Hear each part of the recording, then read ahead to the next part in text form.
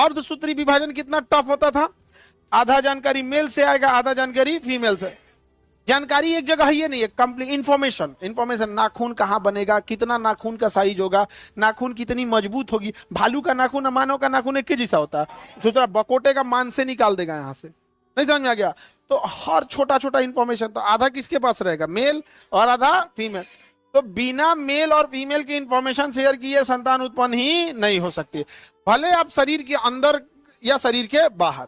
अब ऐसा नहीं है, सेक्सुअल रिप्रोडक्शन में अगर फीमेल का ओवम ले ले और मेल का स्पर्म ले ले और प्रयोगशाला में एक ट्यूब में, टेस्ट ट्यूब में स्पर्म और ओवम को मिलाए, ऑटोमेटिक हो गया वहां पे, उसी को टेस्ट ट्यूब बेबी कहते हैं। क्या कहते हैं, टेस्ट ट्यूब बेबी। कोई जरूरी नहीं है, अब तो साइंस इतना डेवलप हो गया है, टेस्ट ट्यूब बेबी पूरी तरह से क्या हो गया, डेवलप हो गया। चाइना ने क्या किया, एक मेल का स्पर्म लिया और फीमेल का ओवम लिया और टेस्ट ट्यूब में क्या किया, फर्टाइल करा दिया। अब वो जो 2 ही 3 दिन टेस्ट ट्यूब में जिंदा रह सकता है, उसके बाद उसको एक किसी ना किसी फीमेल का क्या चाहिए, यूट्रस चाहिए, किसी ना किसी फीमेल का क्या चाहिए, यूट्रस। तो अभी तक जो भारत में या दुनिया में होता था, वो मेल का स्पर्म ले लिया और फीमेल का ओवम लिया, उसको डिफ्यूज करा दिया और 2 से 3 दिन के बाद जब वो आपस में डिफ्यूज करके जाइगोट बना लिए, तो किसी ना किसी फीमेल के शरीर में रख दिया। यदि जिसका बच्चा है उसी के शरीर में रखा तो हो जाएगा test tube baby, IVF, in vitro fertilisation. जैसे जिस महिला का ओवम है और उसके हस्बैंड का वो ले लिया और मिला, क्योंकि कई बार क्या होता है ना, शरीर के अंदर कुछ कॉम्प्लिकेशंस होते हैं, तो शरीर के अंदर फर्टिलाइजेशन नहीं हो पाता है, तो डॉक्टर मजबूरी में ये करता है और उसी महिला में रख दिया, तो क्या हो गया, IVF। लेकिन अगर उसी महिला से क्या लिया, ओवम, पुरुष से लिया स्पर्म, और क्या हो गया, बना लिया।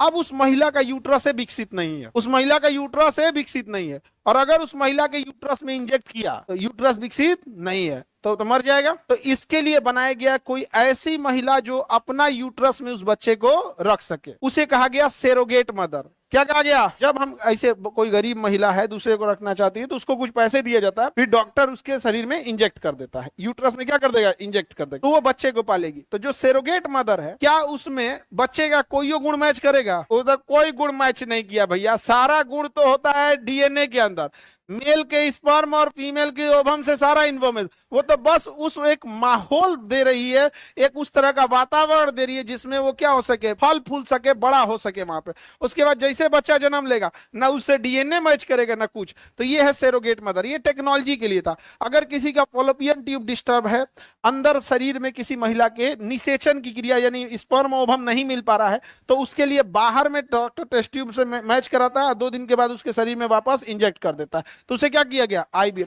लेकिन पता चला उसका यूट्रस भी खराब है, तो फिर उसको क्या करना पड़ेगा, सेरोगेट मदर। ये साइंस के लिए था। अब कुछ कुछ हीरोइन सब इसको फैशन बना ली सब इसको, और सरकार इस पे भी कोई बहुत बड़ा स्टिक नहीं है। हालांकि ये चीजें ठीक है, लेकिन इसका एक रूल रेगुलेशन होना चाहिए। क्या होना चाहिए, रूल रेगुलेशन होना चाहिए। मान के चलिए लड़का हुआ, महिला करी, हम देवे ना करेंगे। अब बाई दी मान के चलिए बच्चा हुआ, हैंडीकेप हो गया, अब जिसका है वो कर, हम ले नहीं जाएंगे। हैंडीकेप बच्चों के साथ और ट्रांसजेंडर बच्चों के साथ सबसे ज्यादा भेदभाव होता है, तो ये हो गया। तो दोनों में अंतर समझ में आ रहा है कि नहीं, क्योंकि सेक्सुअल रिप्रोडक्शन में एक ही के पास कंप्लीट DNA इंफॉर्मेशन नहीं है, इसलिए यहाँ कंप्लीट अकेले कोई प्रजनन नहीं हो सकता। IVF समझ में आ गया, हाँ, इन विट्रो फर्टिलाइजेशन। बताइए, जो मेल फीमेल को मिलाया जाता है वो शरीर के अंदर या टेस्ट ट्यूब में, अब वापस मादा के शरीर में रख दिया। अगर यूट्रस खराब है तो किसी दूसरे में रखना पड़ेगा, जिसका ओवम था उसी में रख दिया गया तो क्या कहलाएगा, लेकिन दूसरे में रखा तो सेरोगेट मदर, दूसरे में रखेगा तो चाइनवा निकला आगे। वो क्या किया,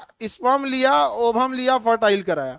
वो महिला का यूट्रस खराब था, तो कहा कि भैया उसके में रखेंगे तो मर जाएगी, तो कहा कि सेरोगेट में रखें। तो उसने सोचा कि सेरोगेट में रखने से अच्छा एगो रोबोट में रखते हैं, तो सेरोगेट की जगह किस में रखा, रोबोट। उस रोबोट को डिजाइन बनाया और उसके अंदर सेम वैसा ही वातावरण बनाया जैसे माँ के किस में होता है, यूट्रस में होता है। किस में होता है, यूट्रस में होता है। उतना ही टेम्परेचर, उतना ही हार्डनेस, उतना ही soft tissue, temperature A to Z monitor किया और पूरा मॉनिटर करके लगा दिया वहां पर। एक वॉशिंग मशीन टाइप का बनेले उसी में रख दिया और बड़ा हो रहा है, और 4 महीना का हो गया है लड़को, अभी कुछ दिन बाद डिलीवरी होगा रोबोट का उसके यहाँ। हम लोग सेरोगेट बना रहे हैं, वो रोबोट बना रहा है। चाइना बहुत आगे चला गया। भोजन कहां से करता होगा, उसको भोजन देने भी क्या जरूरत है वहां पे, तो इंजेक्शन के थ्रू उसको सारा लिक्विड दे रहा है। उसको पोटेशियम कितना चाहिए, फास्फोरस। मरीज वेंटिलेटर पे रहता है तो क्या रोटी सब्जी खाता है, के जी पूरा उसको वो भोजन में क्या है, जो चीज है वो लिक्विड फॉर्म में दे देगा वहां पे, और धीरे धीरे धीरे धीरे डेवलप हो जाएगा। और ये डेवलप हो गया तो समझिए क्या हाल होगा, एक नया